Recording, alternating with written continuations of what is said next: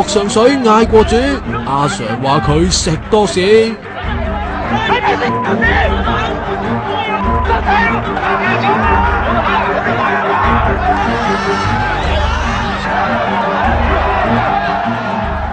知啊，真係以為係粗口大戰啦！查晒網民發起嘅光復上水抗議水貨客行動先真。尋日下晝2點，幾百人陸續聚集喺 C 出口外，當中又示威者又水貨客咁，最辛苦嘅咁係班差人啦。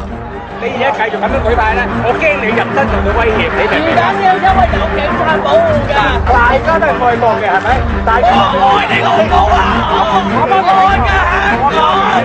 你繼續喺度咯。嗱，呢位便衣阿蛇認真好老皮啊！我同你都係中國人，都係亞洲人，都係人。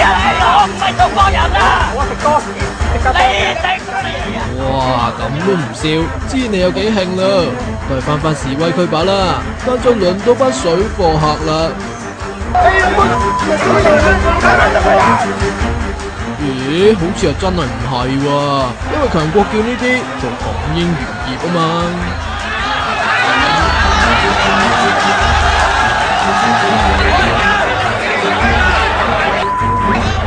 又唔好以為天橋呢班係花生友啊，好多都係水貨客嚟噶。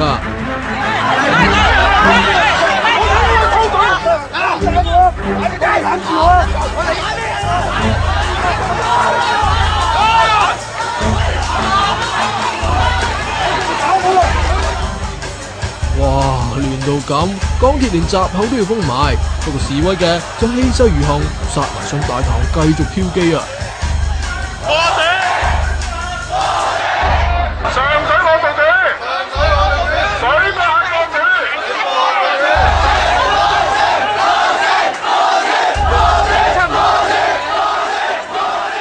連場議員都有嚟聲援，佢話會協助解決水貨客嘅問題喎。